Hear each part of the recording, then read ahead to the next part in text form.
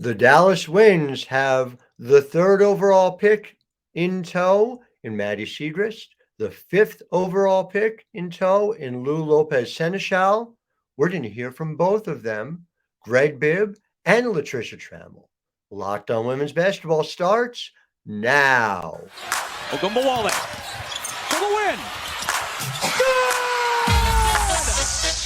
You are Locked On Women's Basketball, your daily podcast on women's basketball.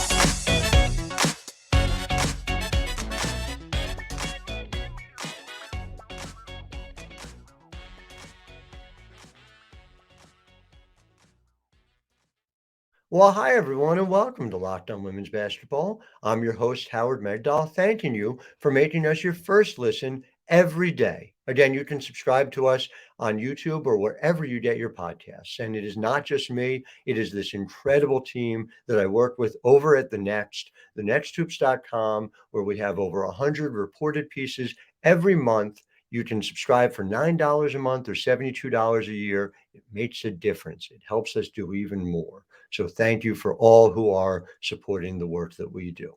And a lot of the work we've done through the years and going forward will be about a couple of players we're going to talk to and about on today's program. Segment one is all about Maddy Siegrist. Maddy Siegrist was remarkable at Villanova, and there's ample reason to think she might be even better with the Dallas Wings. Segment two, we're going to talk to and about Lopez Sénéchal, who jumped out of nowhere. And really what I love with both of these players is how they prove that the rankings are temporary, that it is possible to move.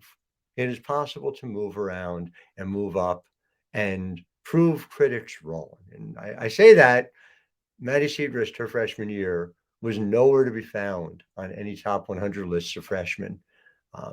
I think it's fair to say she was, in retrospect, one of the top 100, as she was the third overall pick after Aaliyah Boston and Diamond Miller in the 2023 WNBA Draft.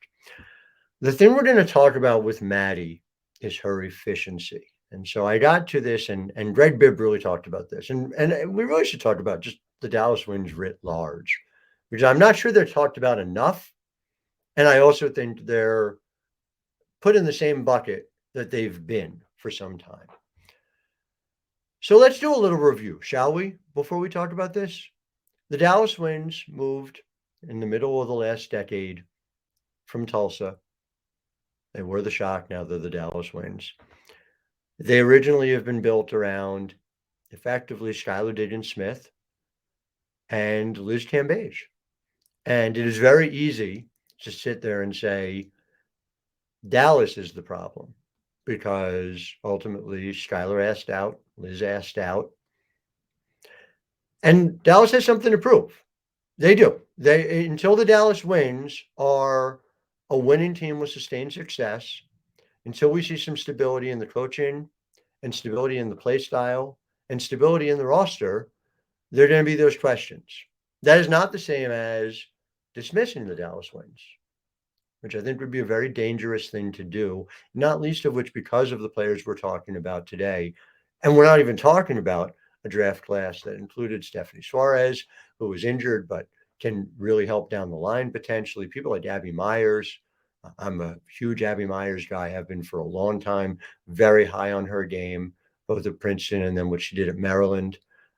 There's a lot of reasons to think positively about the Dallas Wings. Look, I'm curious to see what the Dallas Wings see in Charlie Collier, who was a number one overall pick not very long ago, a 6'5" inside-outside player who just never got the reps under Vicki Johnson, just did not get the reps.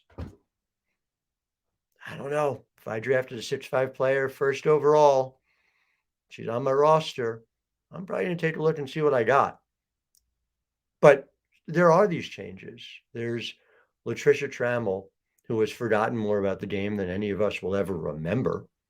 And finally, those of us who have listened to my show for a long time know I have been a proponent of getting a head coaching job for Latricia Trammell for a very long time. And this is somebody who cares so deeply, who has thought so much about this. And more to the point, and I guess the easiest way to put it, she values relationships. That has not been the case necessarily in the coaching hires previous to Dallas. I guess maybe that's the nicest way to put it. Very interested to see how she handles her locker room. I know the offensive and defensive schemes are going to be on point. Going to be very interesting. A different caliber of experience now for the players there. Amber Cox is in the front office now, an important voice on both the business side and, quite frankly, on the basketball side too. You've got Nancy Lieberman there. She insisted on our podcast that she is not going to give her opinion. I hope they asked her. Nancy Lieberman's been through it all. So there's a lot of experience there. Greg Bibb is a relentless tinkerer and is trying to figure out how to get it right. And he's adopted some very significant principles. So I want to turn it over to the conversation that I had a little bit with Maddy, a little bit with Greg, and then we'll be back in segment 2 to talk to you about Lou Lopez Sénéchal. I'm Howard Megdal, and you're listening to Locked On Women's Basketball.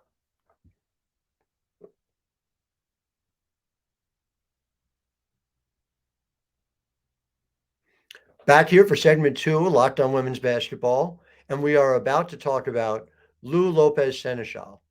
And again, you think 3 WNBA Draft press conferences, we are joined by Wings president and CEO Greg Bibb, 3rd overall selection in the 2023 draft, Maddy Siegrist, and our head coach, Latricia Trammell. I'm going to start with Greg, who's going to give an opening statement. He's going to pass it off to Coach, who'll say a few words, and then Maddy's going to say hello, and we'll get going. So again, one quick reminder for those of you who just joined us, please mute your mic if you're not asking a question, and use the raise your hand feature if you'd like to ask a question. So Greg, go ahead and take it away, sir. Thank you, Andy, and thank you all for joining us today.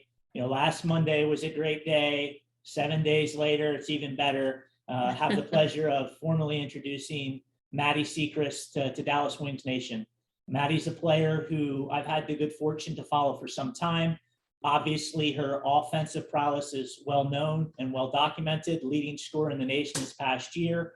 But I think there are other parts of her game that were the most impressive aspects of her overall game to me. I've watched her grow and mature as a player during her time at Villanova. She's a consummate leader. Not only does she finish at the rim, but she finishes the game and she plays the game the right way. And I think she makes the players around her better. And I'm really excited to bring her into the Dallas Wings organization, as I know Coach Trammell is, as we continue our search and our quest really for a WNBA championship. Coach? Well, one, I want to say thank you for sharing this special afternoon with the Dallas Wings organization, and especially Maddy. I know this is something, a dream come true, to be drafted in the first round of the WNBA, and I'm so honored and grateful that we had just a minute part in that. So we appreciate you very much. And along with what Greg said, I mean, I'm sitting beside the nation's leading scorer right now. I've only asked for her autograph twice, so that's it. But I mean, this is someone that can score in from multiple areas on the court. When I think about this season, she scored 20 points in 8 positions out of different offensive sets. And that's pretty impressive. Not too many people can say that. Not only that, we're thinking about the all-time leading scorer in the Big East. And now we think about how many players have gone through UConn, for that matter. We're talking Maya Moore. We're talking about Diana Taurasi. This young lady has exceeded everyone's expectations, and I cannot wait to see what she's going to do here in our Dallas Wings organization. So welcome. Thank you. Thanks, Coach. Thanks, Greg. I'm so excited to be here. I can't wait to meet all of you guys in person and, play our first game. I can't wait. All right, great. Thanks, guys. We're going to go to questions again. Please mute your mic and raise your hand if you're going to ask a question. We're going to get started with Howard Megdal. Howard, go ahead, sir. Hi, everyone. Maddy, good to see you again. Greg, LT, always a pleasure. I got one, Maddy, for you, and Coach, one for you, if I could. Maddy, in terms of the way in which you set goals for yourself coming into season one, how do you do it? Is it statistical? Is there a certain feel you're looking for? I'm just sort of, how do you set that agenda for yourself? And then coach up one for you as well. Yeah, just coming in, I just want to be a sponge. I want to learn as much as I can. Fortunate, a lot of veterans on this team, a great coaching staff. Just trying to be a sponge, get the lay of the land a little bit, and whatever my team needs me to do, I'll do. I appreciate it. And coach, for you, obviously she comes in as such a pro-ready scorer, such a pro-ready player in that way. How do you scheme for a player like this? What ways do you find to be able to feature her offensively? If you just take me through just some of what I know are initial brainstorms I know you've done about it. I'm curious how you're most excited to use her in the offense. Well, Howard, good seeing you. And I know you are definitely a Maddy fan. I definitely have seen your work over in regard to Maddy. So you and I have that in common as well.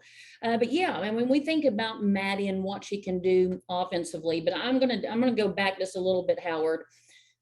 Someone asked Maddy a question in the draft room, and someone said, "You have so many incredible scorers on the Dallas Wings team. How are you going to find your shots and how are they going to become available?" And Maddy gave just a perfect answer, and she meant it. She said, "Well, that means I'm going to have to rebound then." And so I think that says a lot about Maddy and coming in with the mindset that she has, that she's going to be the best teammate possible. Will definitely put her in great offensive possessions to be where she'll feel confident translating her game from the college level to professionally. And she's going to have some incredible players around her to help grow. Like she said, she's going to be a sponge coming in, but we'll definitely put her in the right positions. And that's probably about every position on the court, if you ask me and Greg at this time. I appreciate it. Thank you all. Thanks, Howard.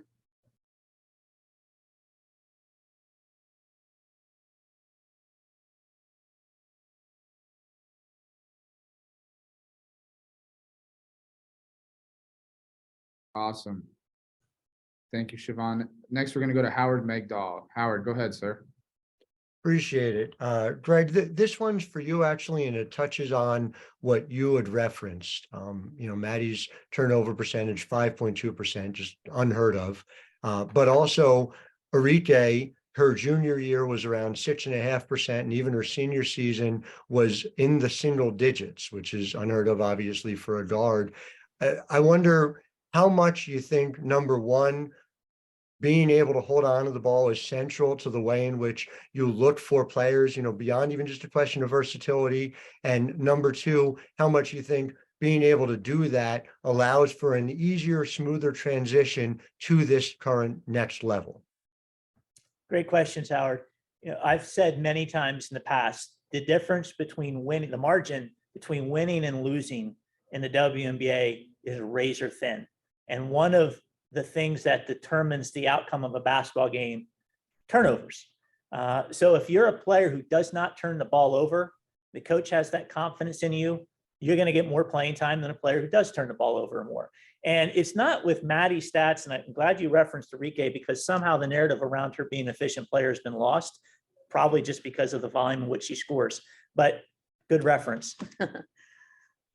Maddy does that, or has done that in her collegiate career, not when she's challenged by one defender, not when she's challenged by two defenders, sometimes not when she was challenged by three defenders, but I can show you plenty of film where on catching the basketball, there's four players around her. And she went into the season knowing every time she touched the ball, at minimum, there's going to be two players around her. So when I think about that, and I think about her transition into WNBA, and I think about the players she's going to be on the court with, and how the opposition will not be able to do that, then you think about efficiency and what does that mean for Maddy. So I think, we're seeing it. We've seen it at the college level. I'm excited to see it when she doesn't have four players around her at the WNBA level. Appreciate it, Greg. Thank you.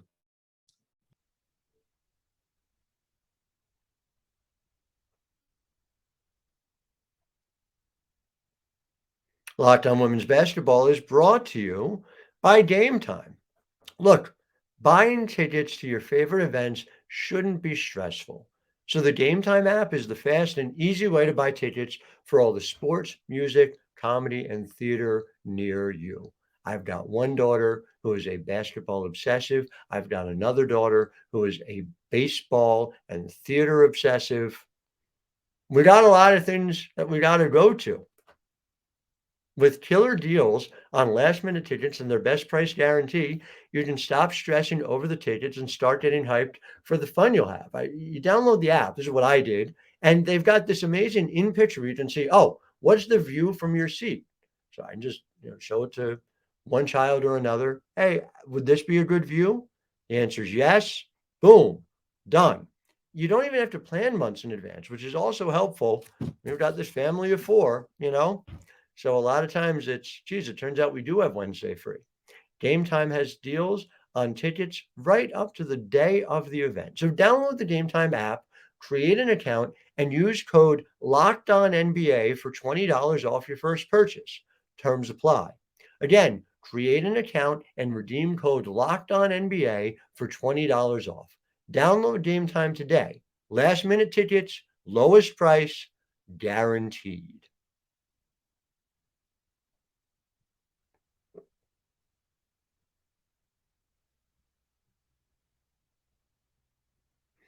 Back here for segment 2, Locked on Women's Basketball, and we are about to talk about Lopez Sénéchal. And again, you think about what did Lou do?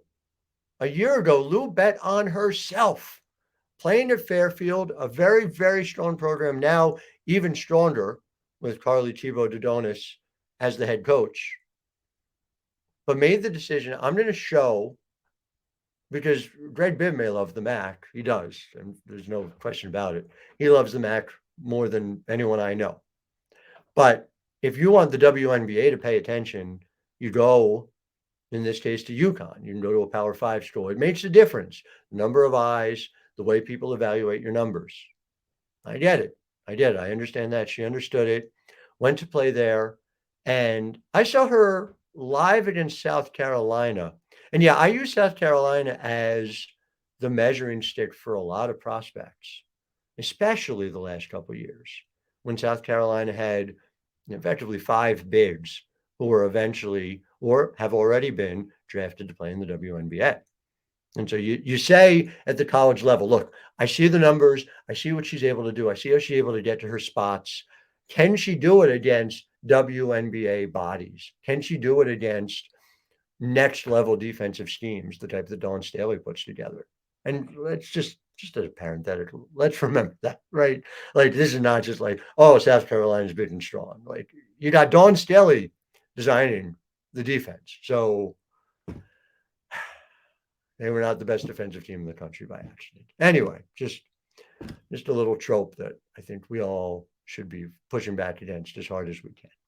But against South Carolina, Lou got to what she needed to do. Lou did what she needed to do.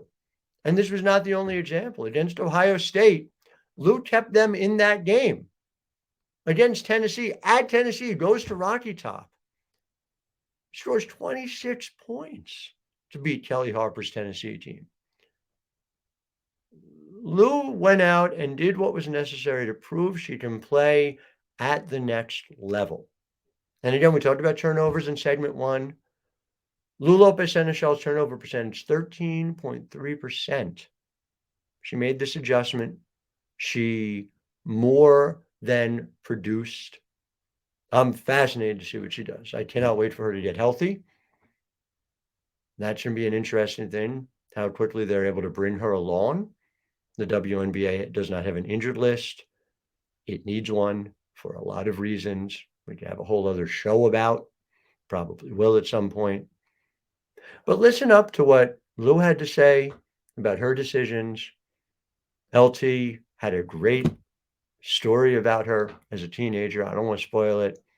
And again, listen to the way Greg Bibb is thinking about building this team, because I think it's really interesting. I think it makes a lot of sense. You may not see that Lou and Maddy and Enrique Rumbuale have a lot in common, but they do. And we'll get into it, and you get to hear about it from Greg himself. I'm Howard Megdal, and this is Locked on Women's Basketball.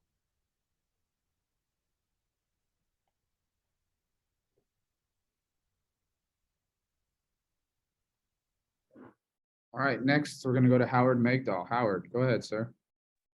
Appreciate it. Lou, welcome to Dallas. Howard Megdal at the next here. It's actually the same question. It's for you and for Coach and Greg, respectively, which is, the question always with smaller players is, how does your physicality translate? How do you do effectively against some of the bigger players? And I'm wondering for each of you, if there was a moment, whether it's the South Carolina game where you were able to get your shots where you needed to, whether it was going off for 26 against Tennessee, or even just your explosion against Ohio State in the NCAA tournament, if there's a moment where each of you saw that Lou had that physicality and the ability for that game to translate here. Well, for me, I'm going to tell you, Howard, this was a great story. And talks about Lou's competitive spirit and her will to win. But when she was 16, I heard that Lou was sitting in a Jeep between her mom and her stepdad. And they were on a safari. And she noticed a rhino on top of a hill. And this rhino started to charge the Jeep. And in Lou's mind, she said she was going to stare down the rhino. She was going to stare down the competition. And she did that as this rhino was charging the Jeep. And I thought, okay, that's the competitive spirit and the backing down and the physicality that we need on this team, especially coming in as a rookie. So if someone can do that and carry that and translate that to the court, that's something or someone that we want to be a part of our family. And so Lou is a competitor. She's had tough coaching. She's been at the highest level on a stage, and she has went beyond expectations. And so I expect her to do the same here.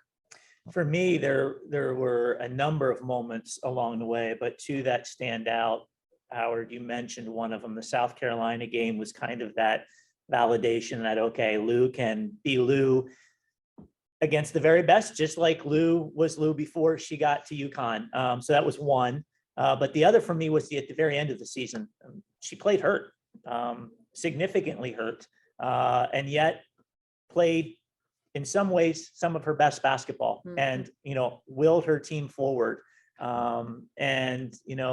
You don't ever like to see a player hurt. You don't like to see a player play hurt, because there are implications to that later. But that was pure guts and grit. And it was very impressive to me and to coach and to our organization. So that was another one that kind of was top of mind for us as we went through our evaluation process. It makes sense. And Lou, what about for you? Obviously, what you did at Fairfield is significant and cannot be understated, but just wondering if there was a moment where you felt that, during the season here at UConn as well. Yes, I knew that coming into UConn, it was, going to be a bigger challenge, but it's, I think, something that I was looking for. So it came from me wanting to be, competing at a higher level. So I was expecting that to happen. And I think that it was not always easy to transition to a team that competes, but, against the best teams in the country. And it's more physical, it's faster, the pace is just, the intensity of the game is different. But I think that mentally I was ready. And then I think the physicality came afterwards. Hoodie is the great coach there and really prepared me well, and the rest of the team for that. So a lot of credits to her, but I think that overall I was mentally ready, and then just I tried, to put the work in to be able to compete at that level, and obviously all the people around me really helped me for that. But I think I've always believed in myself, but I think once I was facing the challenge, I took it well, and I was embracing the role that I had. And Howard, let me put my Mac hat on for a second. Lou, there's been others in recent times, and I fully anticipate there'll be more Mac players that find their way into the WNBA draft and into the league. So don't sleep on the Mac. Let us take nothing away from the Mac. I agree. True. Agreed.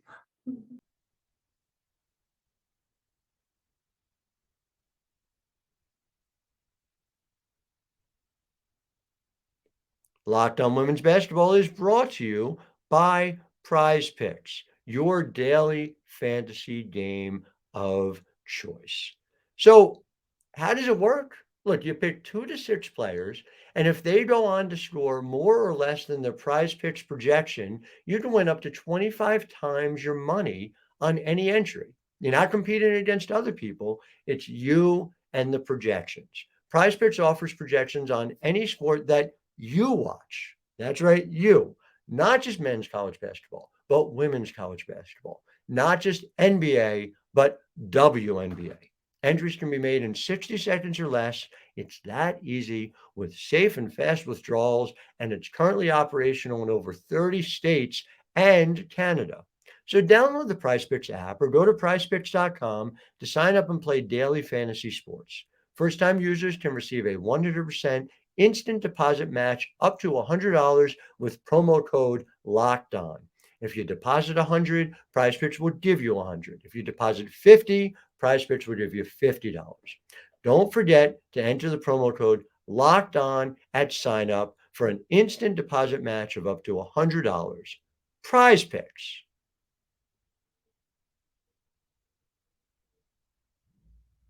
Well, that's all for Locked On Women's Basketball today. We will be back with you, of course, tomorrow.